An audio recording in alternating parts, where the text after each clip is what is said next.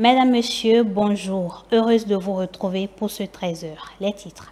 Le porte-parole du gouvernement, Wilfrid Léandre Ngwedi, apporte un démenti formel au sujet de l'invasion de groupes terroristes dans le nord Bénin, circulé sur les réseaux sociaux. Vous l'entendrez dans cette édition. Les citoyens de la ville de Parakou se prononcent quelques jours après la clôture du dépôt des dossiers de candidature à la Sénat. Tout en saluant la bonne exécution du processus électoral, ils invitent au calme et à la sérénité, gage de scrutin apaisé le 8 janvier 2023. En page magazine, on parlera des formes et causes de la méningite.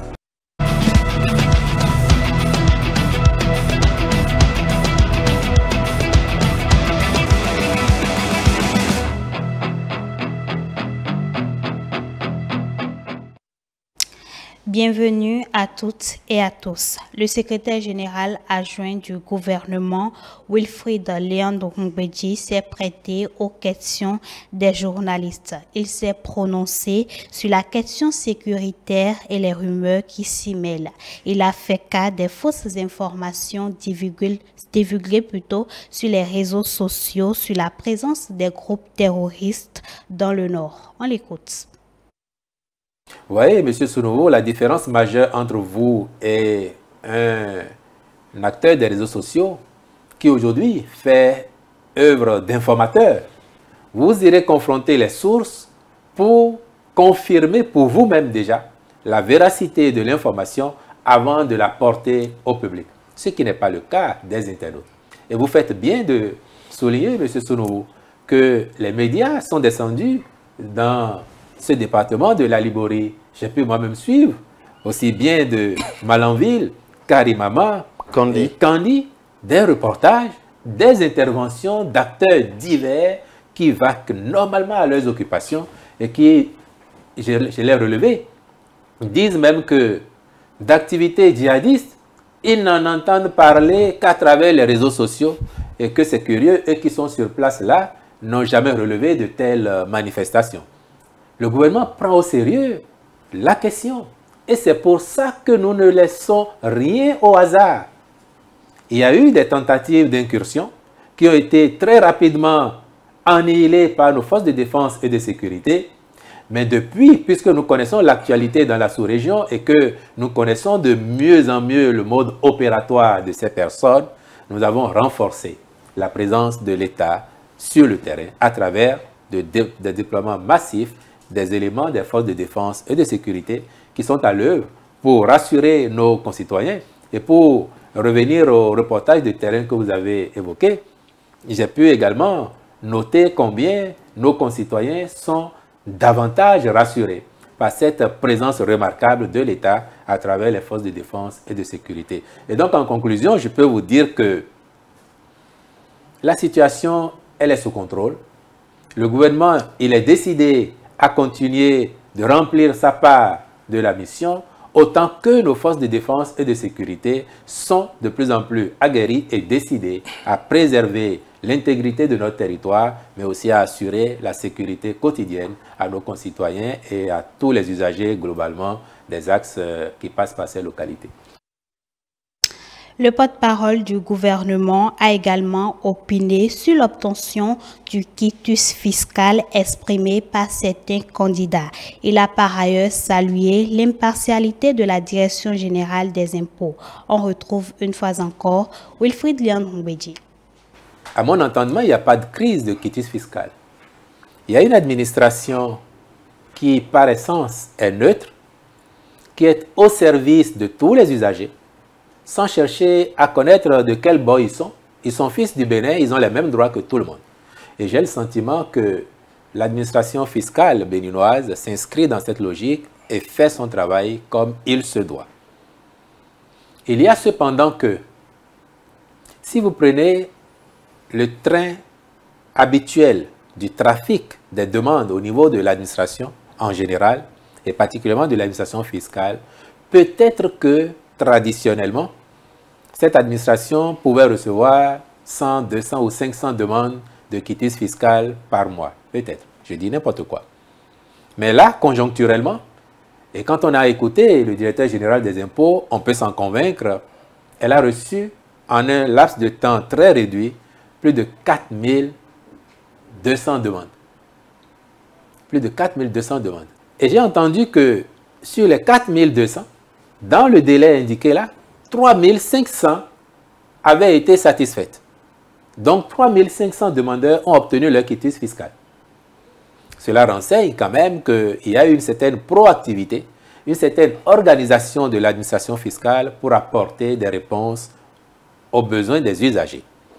Que certains disent, nous n'en avons pas reçu ou cela a été bloqué, et je suis convaincu que vous ne tomberez pas, vous, dans ce piège, parce que si par exemple, vous aviez fait votre demande de quitus fiscal, or la période de tension liée au nombre de demandes, je suis convaincu que vous l'auriez obtenu sans avoir à être sollicité pour vous rendre en ces lieux 1, 2, 3 fois.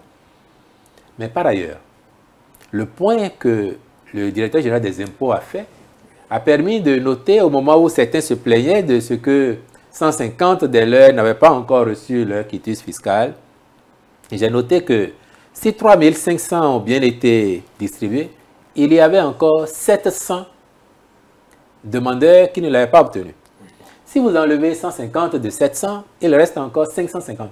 Les 550 autres appartiennent aussi à des partis politiques qui ne sont pas le parti politique qui dit que 150 de ces militants n'ont pas encore reçu. Donc, plusieurs autres partis politiques, y compris ceux qui soutiennent le pouvoir en place, n'avaient pas encore à cette date-là reçu tout leur quitus. D'ailleurs, j'ai entendu M. Aladaté, mercredi dernier, quand il a conduit la délégation de l'UP à la Sénat, l'UPR, pour déposer leur dossier, je l'ai entendu dire que certains de leurs candidats n'avaient pas encore reçu leur quitus. Pourtant, ils n'en ont pas fait un drame. Si vous êtes un contribuable et que vous êtes à jour, votre situation fiscale ne présente aucune anomalie, l'administration des impôts n'a aucune raison de ne pas vous délivrer votre quitus fiscal. Autrement, vous élevez un recours devant les juridictions compétentes et cette administration qui se serait ainsi comportée, et ça n'est pas le cas, heureusement, serait dans l'obligation, sur décision judiciaire, de vous délivrer votre quitus fiscal. Vous venez de suivre les explications du porte-parole du gouvernement sur quelques sujets d'actualité. Après dépôt des dossiers de candidature des partis politiques à la Sénat, les citoyens de Parakou expriment quelques doléances et exhortent les leaders politiques à sensibiliser leurs militants à la base pour une paix durable. Adamou Amadi, Boris Ahissou. J'exhorte d'abord à la population de rester tranquille et écouter les organisateurs, les dirigeants. Et je demande aussi aux dirigeants de sensibiliser la population pour voter massivement et les rassurer la paix. On ne voudrait pas que ce qui s'était passé entre-temps puisse se reproduire. J'exhorte aux dirigeants de s'exprimer, surtout l'expression, et être sûr de ce qu'ils sont en train de dire pour que ce qui s'était passé entre-temps ne puisse plus se reproduire. Aujourd'hui, tout ce qui avait fait du tapage, c'est le quitus. Et les opposants se voient marginalisés pour dire qu'on ne veut pas faire passer leur dossier. Mais le directeur général des impôts, en parlant, n'a pas fait fi de triage de partis. Le Bénin, comme on le dit, le Bénin, il est un et indivisible. Par rapport aux élections, on nous avait dit qu'il faut avoir le truc d'ANIP. Mais j'ai appris dans les radios où on dit, avec la carte d'identité, qu'on peut voter, c'est la bienvenue. Les citoyens béninois n'ont qu'à faire les choix. C'est ce que nous on demande. On veut la paix dans le pays, parce que la paix, c'est une bonne chose pour les nations. Même si tu dors dans ta chambre, tu sais qu'avec la paix, tout te reste normal. Ce que nous on veut, tout entier les Béninois. Parce que ce que j'avais passé en temps, on ne veut que ça revienne encore. C'est à cause de ça, on demande une doléance à la Sénat de mettre la balle à la terre. Que tout le monde n'est qu'à aller à l'élection. Et nous, on les souhaite bonne chance à tout le monde. C'est ce que nous on veut, les amis de Parakou. Il y a d'autres qui ont déposé et d'autres sont contre. La conclusion est quoi? Il faut qu'il y ait une synergie entre eux, c'est-à-dire l'entente, la concorde. La politique, c'est le mensonge. Vous comprenez? S'il y a une concorde entre eux, le pays doit évoluer. Mais s'il y a une discorde, s'il y a la zizanie, le pays ne va jamais évoluer. Sinon, sans ça, le pays n'ira jamais de l'avant. C'est tout ce que j'ai à dire. Merci bien. Nous allons demander aux partis. Nous allons d'abord appeler le président de la Sénat à faire d'abord un bon travail. Puisque c'est de là que tout part. Qu'il puisse voir les dossiers avec douceur. Parce que s'il y a des partis qui seront rejetés, c'est le mécontentement qui amène la violence. Et nous ne voulons plus assister à ce qui s'est passé en 2019. Donc il faut qu'il y ait une douceur au niveau de la fouille des dossiers. Après le président de la Sénat, nous allons demander aux partis qui ont été rejetés de ne pas en faire un problème. Puisque c'est de là tout part. Ils n'ont qu'à attendre la prochaine législature. Les députés, Kala va nous choisir. Kala nous choisit des bons députés afin qu'ils défendent notre patrie. Vous voyez, on a des problèmes avec, comment on appelle, Karim Amal. Il y a quelque chose qui vient de passer à Kalalil. Nous implorons le bon Dieu de nous protéger tel qu'il a protégé Moïse, tel qu'il a protégé Abraham, tel qu'il a protégé Jonas, tel qu'il a protégé Job, tel qu'il a protégé les prophètes, qui protège notre nation, qui nous épargne des mauvaises choses. Dans la rubrique « Ça se discute » de l'émission Le Grand Soir de ce 7 novembre 2022, plusieurs thématiques ont été débattues. Il s'agit, entre autres, du refus au ministre candidat d'utiliser les moyens de l'État pour faire la campagne électorale. Autre sujet abordé, l'interdiction de preuve d'un an de stage pour s'inscrire au master à l'université d'Abomey-Calavi. Le compte rendu avec Belvin Achabi. Dans le cadre des législatives du 8 janvier 2023, 9 ministres sont candidats sur les différentes listes de partis politiques. Reçu sur la chaîne nationale, le porte-parole du gouvernement a fait savoir qu'il est formellement interdit aux concernés d'utiliser les moyens de l'État pour la campagne. Une décision qu'apprécient unanimement les invités de l'émission Ça se discute de ce 7 novembre 2022. Pour les débatteurs, ça a toujours été un problème et doit être régularisé. Le porte-parole du gouvernement vient d'encadrer tout ce qu'on sait, ces ministres ne doivent pas utiliser les moyens de l'État. Donc il faut décourager ces pratiques et le gouvernement de la rupture a su bien faire. Il faut aussi dire, concernant d'autres angles, c'est voir des ministres candidats aux élections législatives, c'est pas une première. Ça a été toujours un problème. Quand des membres du gouvernement, il faut partir du top niveau puisque c'est de ça qu'il s'agit ce soir, des membres du gouvernement qui se lancent dans la course législative, présidentielle, communale, etc. Et so on. Ce que nous avons vu par le passé, c'est que ce sont les moyens de l'État qui sont utilisés pour faire cette campagne. Je crois que le gouvernement a très bien fait de situer les uns et les autres, de rassurer tout un chacun, de savoir que ces ministres n'auront pas à utiliser les moyens de l'État pour faire la campagne. Nous sommes là pour observer et nous aurons le temps d'apprécier aussi. Lorsqu'on parle de moyens, ce qui est beaucoup plus visible, c'est les moyens roulants, où de par le passé, nous voyons des véhicules administratifs qui sont alignés dans les caravanes de campagne par rapport aux élections. En dehors de ça, il faut voir maintenant dans la gestion des ressources financières qui contribuent à mettre du carburant dans ces véhicules, à la lumière de ce que le porte-parole du gouvernement a dit, que c'est clair, la démarcation doit être faite. Si le ministre doit aller en campagne, il ira en campagne avec son véhicule privé ou avec des véhicules que le parti peut-être aurait mis à leur disposition. Ça dépend de l'organisation interne de chaque parti. Plus besoin de fournir la preuve d'un stage d'1 an avant de s'inscrire en master à l'université d'Abomey-Calavi. C'est une décision annoncée par le recteur Félicien Avlessi dans une note rendue publique le 27 octobre 2022. Sur le sujet, les avis des débatteurs divergent. Avec cette décision, on aura des étudiants qui ont 22 ans, 23 ans, qui ont déjà le doctorat, parce qu'ils ne vont pas s'arrêter. Ils vont continuer sur le processus, ils vont décrocher la licence, ils vont décrocher le master, ils feront les 3 ans pour la thèse, et ils vont décrocher le doctorat, et après. C'est maintenant qu'ils seront confrontés aux réalités sur le terrain. Les gens qui, après avoir fini leur licence, au lieu d'aller véritablement en entreprise et faire ce sacrifice entre griffes pour pouvoir apprendre la pratique de la matière comparée aux théories reçues à l'université, ils sont beaucoup plus enclins pour des questions de survie et du coup, ils laissent le stage pour aller chercher de quoi gagner de l'argent pour leur survie. Quand vous questionnez les responsables d'entreprise, qu'ils soient privés ou pas, ils vous diront, oui, ceux qui viennent à nous n'ont véritablement pas la compétence qu'il faut. Parlons à présent de la méningite. Connue sous diverses formes, elle correspond à une inflammation des méninges, enveloppe protectrice du cerveau et de la moelle épinière. Dans les différents cas, elle est due le plus souvent à un virus et très rarement à une bactérie. Que peut-on comprendre de cette maladie? Élément de réponse dans ce mini-magazine que vous propose Modeste Dossou-Togbe.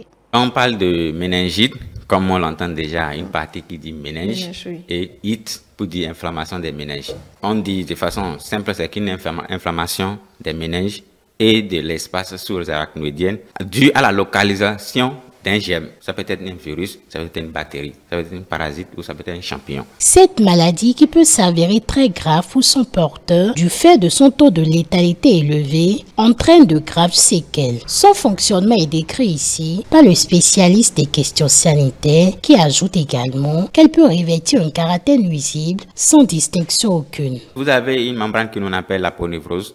C'est la ponévrose qui couvre le périos, c'est-à-dire la première couche de l'os au niveau de la tête. Maintenant vient même l'os même. Alors quand vous quittez l'os, maintenant vous tombez sur les méninges. Vous avez la première couche qui est plus en contact avec le muscle, plus haut, c'est ça qu'on appelle la dumère. La dumère, d'accord. Alors quand vous quittez la dumère, vous tombez sur l'arachnoïde. Maintenant l'arachnoïde, lui par contre, à ce niveau, il y a un petit espace entre ça avant la prochaine couche, qu'on appelle l'espace sous-arachnoïdien. Cet espace-là, c'est l'espace-là qui abrite le liquide céphalorachidien qui remonte au niveau de la colonne et le cerveau. Donc ce liquide-là permet de faire couler comme une sécrétion de graisse à ce niveau qui permet d'humidifier, graisser cet endroit régulièrement. Et malheureusement, ça peut arriver que des bactéries même viennent se multiplier là, ou augmentent la sécrétion de ce liquide qui fait que ça va distendre l'espace du cerveau. Et généralement chez les enfants, la tête va commencer par grossir anormalement parce que ce liquide commence par prendre plus de volume. Tout le monde peut faire la méningite. Il suffit d'attraper les germes et que parfois même d'avoir un système immunitaire un peu faible qui expose la personne. C'est rapide et c'est fatal souvent. Il existe de grands types de méningites que sont les méningites virales et les méningites bactériennes. La méningite virale, c'est le plus fréquent et le moins grave. L'organisme immunitaire solide peut naturellement l'éliminer sans complications, sans séquelles. Ces virus-là, peut-être les virus des entérovirus, ça peut être même la polio simplement qui donne la méningite virale, ça peut être le zona, la varicelle, la rougeole, la rubéole, l'oreillon. Le plus grave et le moins fréquent, c'est les méningites bactériennes. Mais on dit souvent le moins fréquent. Le plus souvent, les méningites virales passent inaperçues et bon, c'est passé, on ne sait même pas compte. Mais la méningite bactérienne ne va pas passer. Quand c'est la bactérie qui se localise dans ce liquide ou dans le cerveau, ça ne va pas passer, mais ça va faire des pus. Et c'est des pus dans le cerveau. En dehors de ces deux grands groupes, il y avait aussi pu y avoir des méningites parasitaires ou alors des champignons également qui se localisent au niveau du cerveau. Ces cas-là sont souvent encore difficiles à traiter, c'est tous les champignons. Le risque d'être victime de méningite ne varie pas en fonction du temps et des saisons, renseigne ici Dr Félicien Etou. La méningite virale est beaucoup plus en période de l'air sec, l'hiver, la fraîcheur, ça paraît beaucoup plus vite.